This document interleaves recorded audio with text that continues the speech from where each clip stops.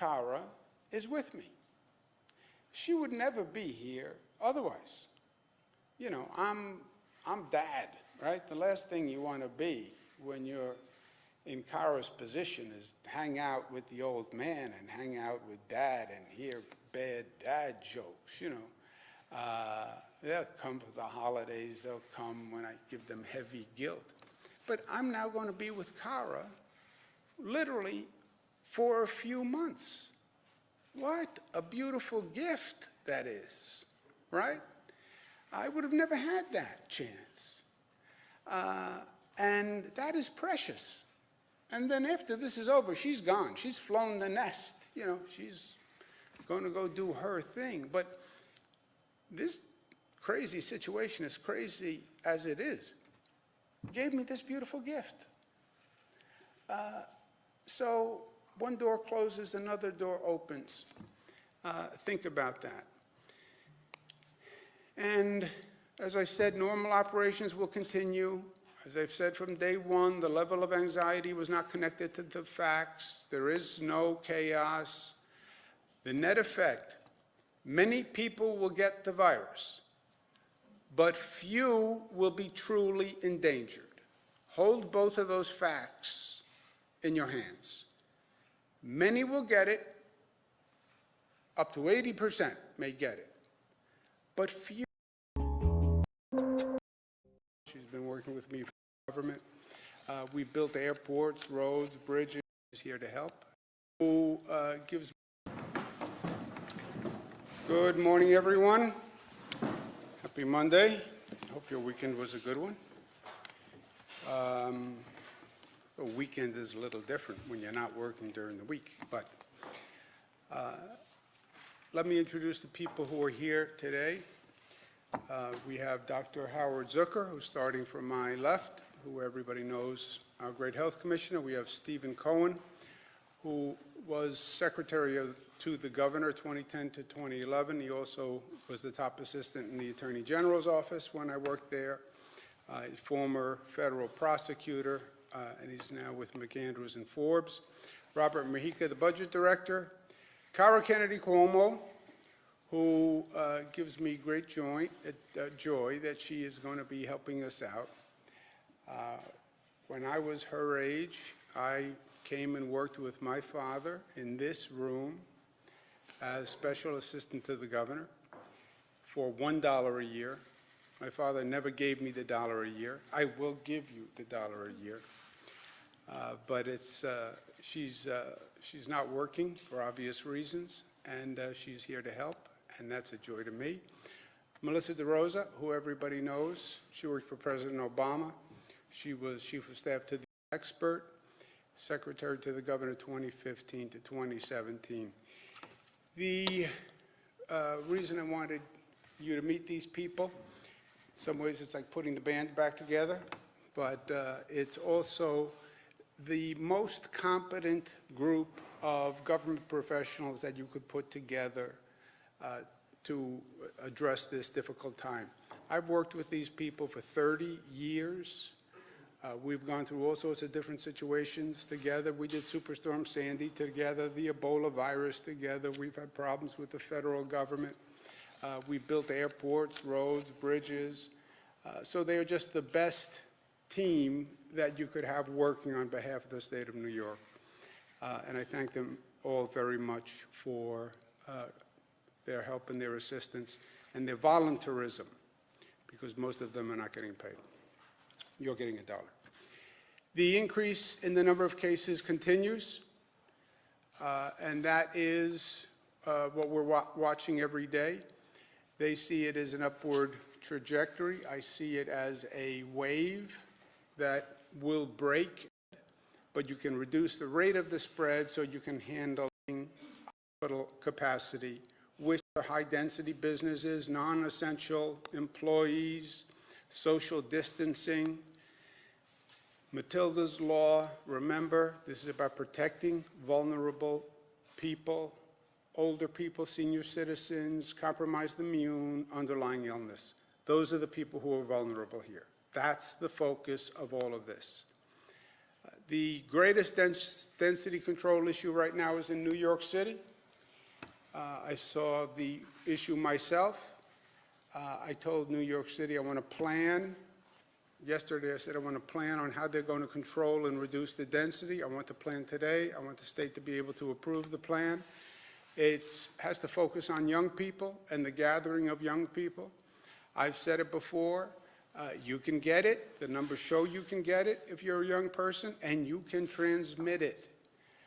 It's reckless, and it's violative of your civic spirit and duty as a citizen, as far as I'm concerned. If New York City needs legislation to enact their plan once we approve it, I would ask New York City to pass that legislation quickly. If they have a problem passing legislation, they should let me know. Also, on reducing the spread, increase the testing capacity. When you identify somebody positive, isolate that person.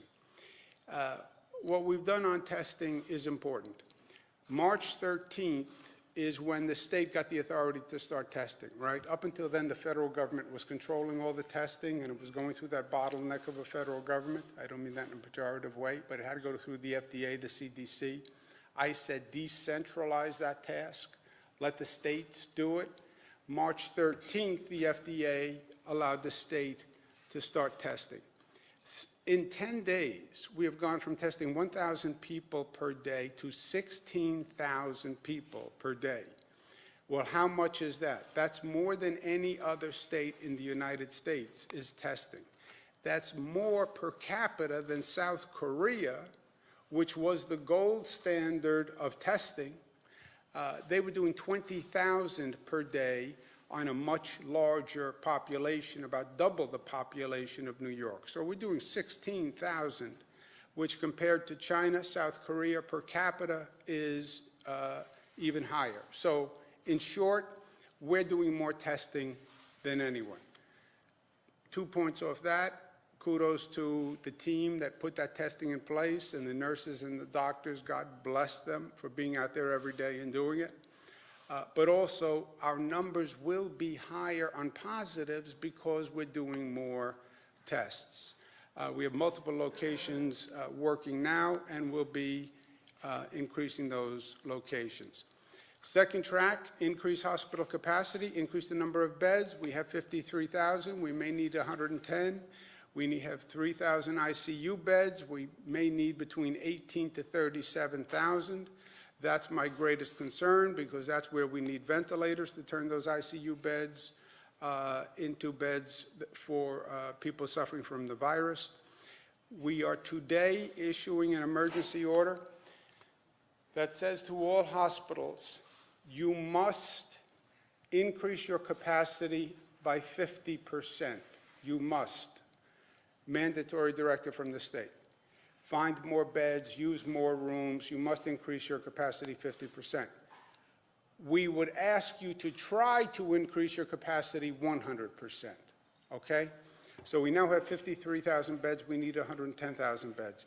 If they increased the capacity 100%, that solves the mathematical projection, right? I think it's unreasonable to say to every hospital, basically double your capacity. I don't think it's unreasonable to say try to reach 100% increase, but you must reach a 50% increase. 50% increase, we're only at 75,000 beds. We still have a problem between 75,000 and 110. Once you secure the bed, you have to secure the staff. You are going to have staff that are getting sick and need to be replaced. You create these new beds. You don't have the staff for those new beds now. They just don't exist. Your staffing is to your number of beds. You increase the number of beds, you need more staff. We are going to the entire retired community, healthcare professionals, and who are licensed, registered, and we're saying we want you to enlist to help. It's not a mandatory directive. I can't legally, well, I probably could legally ask them to come into state service, but this is just a request. We've put it out. We've gotten very good response. There are hundreds of thousands of healthcare professionals who are licensed or registered in this state. But we have 30,000 responses to date, and I'm doing an emergency order, executive order for all nurses who are registered to enlist. And the Department of Financial Services is sending a directive to insurance companies. Health insurance companies employ many nurses, doctors, etc., in the insurance business. We're saying to the insurance companies, we don't need them in the insurance business now. We would like them to help in hospitals, because this is not about assessing insurance claims at this point. This is about saving lives. When we get to assessing insurance claims, we can handle it then. Supplies are the ongoing challenge nationwide. Masks, PPE, ventilators are the #1 precious commodity. This is happening on an ad hoc basis. We are competing with other states, as I have said. We have made certain strides. We have a full team working on it. We're very aggressive. We're talking to other countries around the world. We're talking to companies. We have New York manufacturers who are really stepping up to the plate and converting factories, et cetera. But this is not the way to do it. This is ad hoc. I'm competing with other states. I'm bidding up other states on the prices, because you have manufacturers who sit there and California offers them $4, and they say, well, California offered $4, I offer $5, another state calls in and offers $6. It's not the way to do it. I was speaking to Governor J.B. Pritzker yesterday about this. Why are we competing? Let the federal government put in place the Federal Defense Production Act. It does not nationalize any industry. All it does is say to a factory, you must produce this quantity. That's all it does. I understand the voluntary public-private sector partnership, and there are a lot of good companies who are coming forward and saying, let us help. But it can't just be, hey, who wants to help, let me know. We need to know what the numbers of what we need produced and who is going to produce that and when. I get that a lot of companies are stepping up and doing good things, and that's a beautiful thing. They're doing it here in New York, too. But you can't run this operation that way. It can't just be based on we're waiting for people to come forward with offers. And if you happen to get a lot of offers on gloves, then you have a lot of gloves. But if you get no offers on masks, then you don't have masks. The Federal Defense Production Act just says you can tell a company, manufacture this many by this date. Yes, it is an assertion of government power on private sector companies. Yes. But so what? This is a national emergency. And you're paying the private sector company. They're going to produce a good, and they're going to get paid. And by the way, they're going to get paid handsomely. You cannot continue to do these supplies on an ad hoc basis. We have had success securing supplies. We're going to be dispatching them across the state today. These are the number of goods that are going out. You've heard on the news that especially in New York City, they're worried about running out of supplies. Again, this won't get us through the entire situation, but this is a significant amount of supplies that will be going out. New York City, for example, 430,000 surgical masks, 176,000 pairs of gloves, 72,000 gowns, 98,000 face shields, 169,000 N95 masks, which are very precious now. They're about $7 a mask. So these are significant supplies. We have been having some success in gathering them, and we're distributing them, and this should make a difference. Well, it will make a difference. Again, not until the end of the crisis, but short term. Hospital capacity. I'm on my way down to the Javits Center today. I want to make sure those hospitals are getting up right away. Then we're going to use Stony Brook. We're going to use Westchester. We're going to use Old Westbury. President Trump did deliver yesterday. I put forth a series of requests in the morning. He did the briefing in the afternoon, and he responded to those requests. That's government working. That's government working quickly, and I thank him for it. It makes a big difference to New York. We're getting those emergency hospitals, the Javits hospitals, for example. Those are 1,000 beds right there with the equipment, with the ventilators, and with the staffing. So that's a big deal. The president declared what's called a major disaster declaration. That allows FEMA, Federal Emergency Management Agency, to help us. There's normally a 75-25 split between the cost of those services. The federal government pays 75, the state pays 25. I said to the president, I can't pay the 25. We just don't have those kinds of resources. The federal government has the authority to waive that 25, so the federal government pays all 100%, and that's what the president compassionate on a compassionate care ban on Max. Health approval to use on a compassionate care basis a drug that we think has real possibility. On the drug therapy, Tuesday we're going to start the hydroxychloroquine with the Zithromax. That's the drug combination that the president has been talking about. The FDA approved New York State Department of Health to proceed with an experimental drug, again, on a compassionate care basis. But what it does is it takes the plasma from a person who has been infected with the virus, processes the plasma, and injects the antibodies into a person who is sick. And there have been tests that show when a person is injected with the antibodies, that then stimulates and promotes their immune system against that disease. It's only a trial. It's a trial for people who are in serious condition, but the New York State Department of Health has been working on this with some of New York's best healthcare agencies, and we think it shows promise, and we're going to be starting that this week. There's also work on a serological drug where you test the antibodies of a person and see if they had the virus already. We all believe thousands and thousands of people have had the virus and self-resolved. If you knew that, you would know who is now immune to the virus and who you could send back to work, et cetera. So we're also working on that.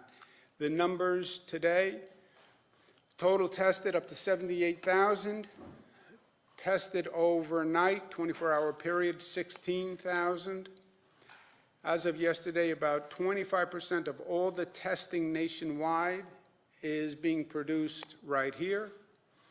Number of positive cases, we are up to 20,000 statewide.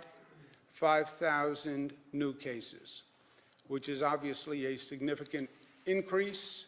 And as I say, that trajectory is going up, the wave is still going up, and we have a lot of work to do to get that rate down and get the hospital capacity up.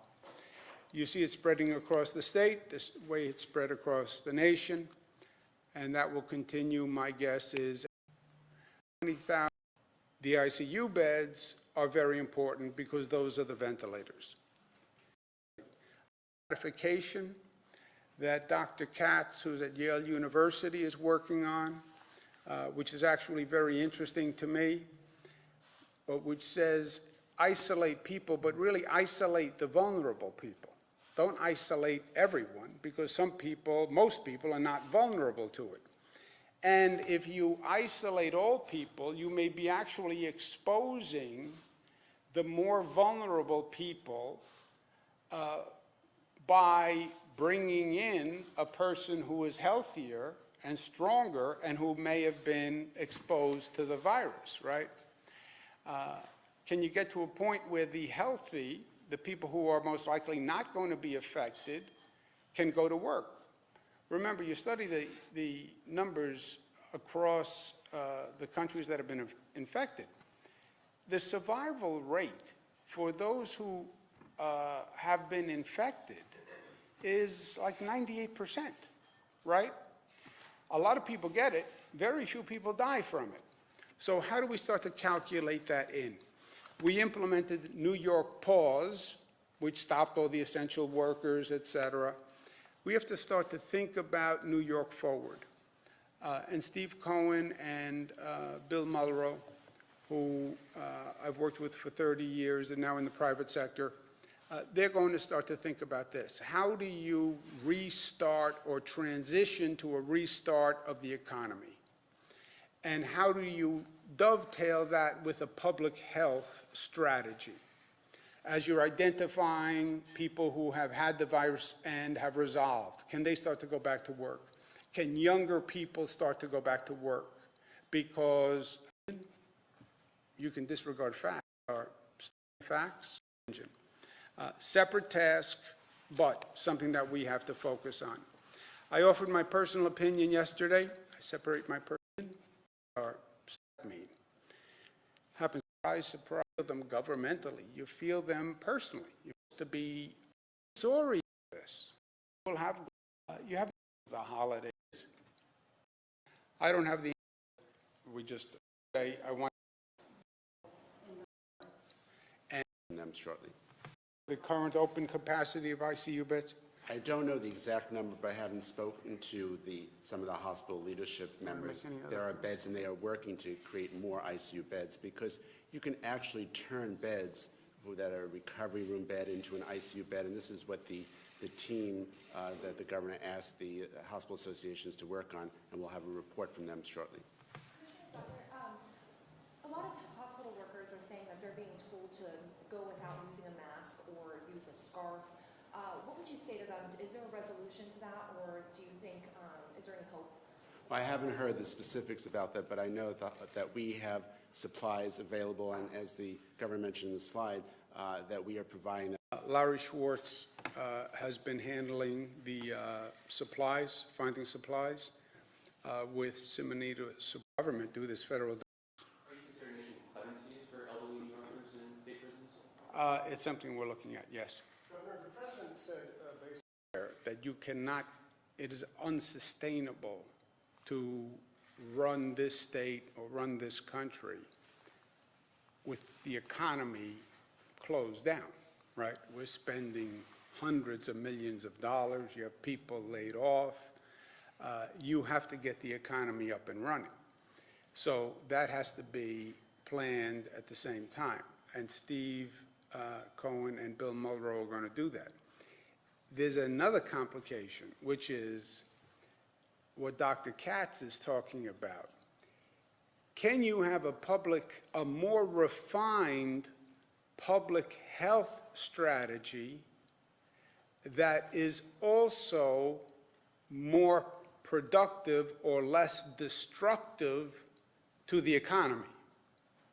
Could there be a more intelligent public health strategy that is more productive or less destructive for the economy? Meaning, is it smart to put Cara with me, right?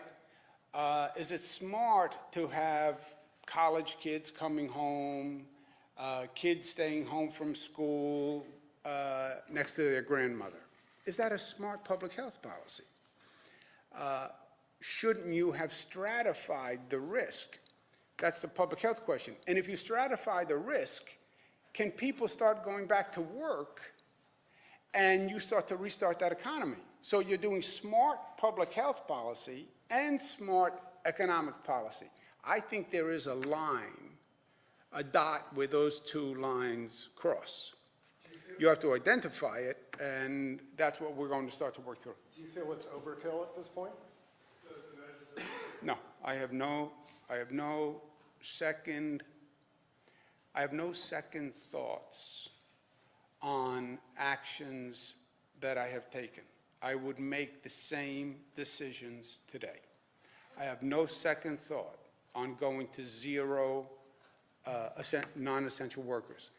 We sat here every day Jesse, we saw that scale ticking up. I turned the valve a little bit, I turned the valve a little bit, I turned the valve a little, made no difference. I turned the valve off. By the way, it still hasn't brought the rate down low enough, so I have no second thoughts. I'm sure there will be political consequences. I know people are very angry about it. I had a gentleman tell me, there's no way this state will ever re-elect you because of what you did. Frankly, I don't even care about that. I did the right thing, and I'm proud of it. At the same time, at one point, you have to open the valve, right? You have to open the valve because that is oxygen for the economy, and this is not sustainable. Please speak to, it doesn't appear in the 2 executive orders issued over the weekend that there were specific rules on canceling all gatherings and large gatherings. Can you speak to if those rules are a recommendation, or do you plan on putting those in writing in an executive order? Yeah, I'm not sure what you're referring to. Do you know what we're... No, it's a directive. We put it out a couple of days ago. There's no gatherings of any kind, including weddings, parties, birthday parties. It's a directive across the board. If you're saying that there's some confusion about that, I'll ensure that it's in an executive order today, but that was a directive. It's not a recommendation. You can get married. It's just a very small convenience, which is also very cost-effective. It's like elopement. It's a government policy. Are we going to do a state budget? The Medicaid bill in Congress is still the same. Senator Kruger said that she doesn't think pot sales should be in it. Where does that all stand at this point? She doesn't think what I'm She saying? doesn't think that pot sales or marijuana sales are going to be part of the budget at this point. The legislature is going to do their job, just like the executive is going to do their job, which is our way of honoring the heroes in public service today, the police officers, the firefighters, the nurses, the health workers, the food delivery workers, the pharmacy workers, all those people who have to go out and do their job, right? So the legislature will do their job, the executive will do their job. We will pass a budget, and not just a budget. We will pass a budget and address the policy items that we laid out and we discussed, because it's not just about passing a budget and the numbers. There are many policy initiatives that I laid out back in January, and we're going to pursue all of them. The only caveat was, if you have a really complex issue that normally would require weeks of nuanced, detailed negotiation to do it right, that we won't do. Because I don't want to pass any bills that are not really intelligent that I then have to come back and deal with again next year. So if it's a highly complex issue, I get it. And then let's put it off because we don't want to do something sloppy. But otherwise, no. Bail reform has to be done.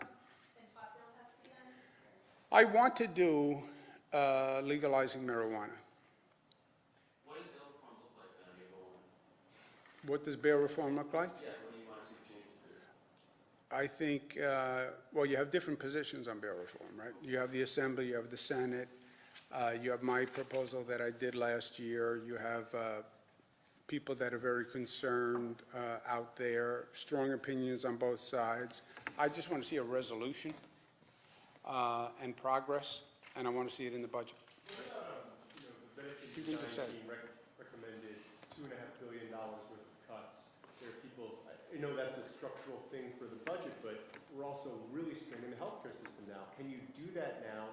Do you agree with those cuts? And are you thinking about any other way to get through this Medicaid issue? There are different things in there, right? You have many costs in Medicaid that have absolutely nothing to do with anything we are doing now. And you have many parts of Medicaid that have grown exponentially, where frankly there is gross waste. And almost periodically, you have to go to any of these government programs and you have to question every premise. Why are we doing this? Why are we doing this? Why are we doing this? And you will find there are ways to save money. And that's what we're doing here. We have I want to show you videos that the state is running to help communicate to New Yorkers that need to stay home, that need to isolate, because we're trying to get out the message. I've been saying it, and everyone's been saying it, but we have to do a better job communicating, so we're trying a number of other vehicles. So just show them oh, I have to do it. I have to do everything myself. Density contributes to the spread of, right?